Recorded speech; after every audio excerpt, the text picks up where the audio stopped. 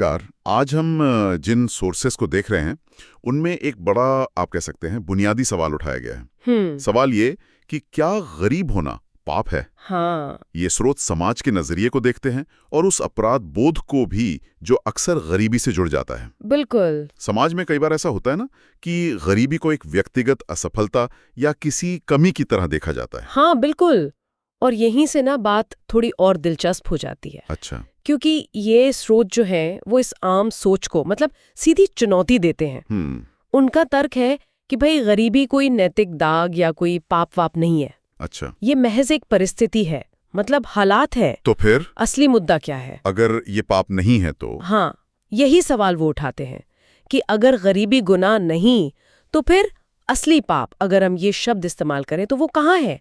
ये सोचने वाली बात है। हाँ, ये मुख्य तर्क है इन सोर्सेस का कि गरीबी एक स्थिति है, ये किसी के चरित्र का सर्टिफिकेट नहीं है। सही बात। इस बात पे बहुत जोर है कि भाई किसी के पास पैसा कम है तो इसका मतलब ये नहीं कि वो कम बुद्धिमान है या कम मेहनती है। बिल्कुल नहीं। आप सोचिए, इतिहास में कितने ही वैज्ञानिक, नेता, विचारक हुए हैं जो बहुत ही साधारण, यहाँ तक कि गरीब घरों से निकले और उन्होंने दुनिया बदल दी। शायद वो जो मुश्किलें थीं उन्होंने ही उनके इरादों को और पक्का किया हो। हाँ, और यही बात ना गरीबी और चरित्र के बीच का जो फर्क है उसे साफ करती है। कैसे? देखिए, गरीबी एक बाहरी हालत है ना?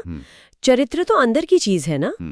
तो स्रोत कहते हैं असली समस्या या कहें पाप वो तब शुरू होता है जब कोई इंसान अपनी गरीबी को ही अपनी किस्मत मान ले। अच्छा, मतलब हार मान लेना? हाँ, जब वो अपने सपनों को छोड़ दें या मान लीजिए बच्चों की पढ़ाई के लिए, उनकी बेहतरी के लिए कोशिश करना बंद कर दें या अपनी हालत बदलने के लिए जो संघर्ष करना चाहिए उससे ही मुंह मोड़ ले। वो है असल में अपनी क्षमता को बर्बाद करना। ये बहुत बहुत गहरी बात है कि असली हार शायद हालात नहीं देते, नहीं, बल्कि वो है जो हम खुद चुन लेते हैं। बिल्कुल। तो इसका मतलब ये हुआ कि गरीबी को अंत नहीं मानना चाहिए, उसे एक शुरुआत की तरह देखा जा सकता है। हाँ बिल्कुल।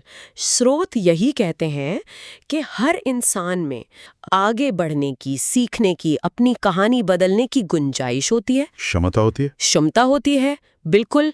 देखो, हुनर है, ज्ञान है, लगातार कोशिश है, ये वो चीजें हैं जिनसे कोई भी अपनी स्थिति बदल सकता है। और यहाँ एक और बात बहुत अहम है। क्या? कि अगर किसी के पास पैसा नहीं भी है, मान लीजिए, हाँ, तो भी उसके जो मूल्य हैं, उसकी ईमानदारी है, उसकी इंसानियत, हाँ, ये चीजें, ये उसे दुनिया के सबसे अमीर लोगों से भी ज्यादा शक्तिशाली और एक तरह से अमीर बना सकती है। ये वो दौलत है जिसे कोई छीन नहीं सकता। सही कहा। तो मतलब बात सिर्फ पैसे वाली अमीरी की नहीं है। नहीं, बात जीवन में सार्थकता की है ना? बिल्कुल। दुनिया में शायद हर कोई करोड़पति ना बन पाए, ये तो सच है। हाँ, ये तो है। पर क्या हर कोई एक सार्थक, एक उद्देश्य वाला जीवन जी सकता है? जरूर जी सकता है। तो ये एक बड़ा नजरिया है। हाँ, और इस नजरिए से देखें तो गरीब होना अपने आप में कोई नैतिक गुनाह नहीं है, लेकिन गरीबी की वजह से या उसकी आड़ लेकर अपनी काबिलियत को, अपने अंदर की जो संभावना है उसको मरने देना, हाँ, वो जरूर एक त्रासदी है, एक बहुत बड़ा नुकसान है। सही। जैसा एक जगह कहा भी गया है कि गरीबी जिंदगी की किताब का बस एक चैप्टर हो सकती है, पूरी किताब नहीं। पूरी किताब नहीं। अगला चैप्टर कैसे लिखना है ये तो हमारे हाथ में है। तो कुल मिला के इन विचारों से जो बात समझ आ रही है वो ये है कि हालात मुश्किल हो सकते हैं, पर हार मान लेना या कोशिश ना करना वो जरूरी नहीं है। बिल्कुल।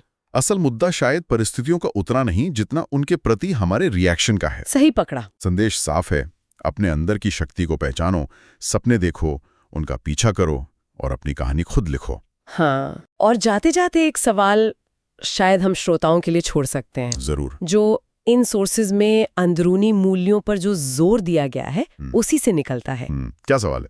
कि अगर बाहरी धन दौलत ही सब कुछ नहीं है तो फिर किसी इंसान की असली अमीरी या कहें कि उसकी सार्थकता, उसको असल में किस पैमाने पे नापा जा सकता है?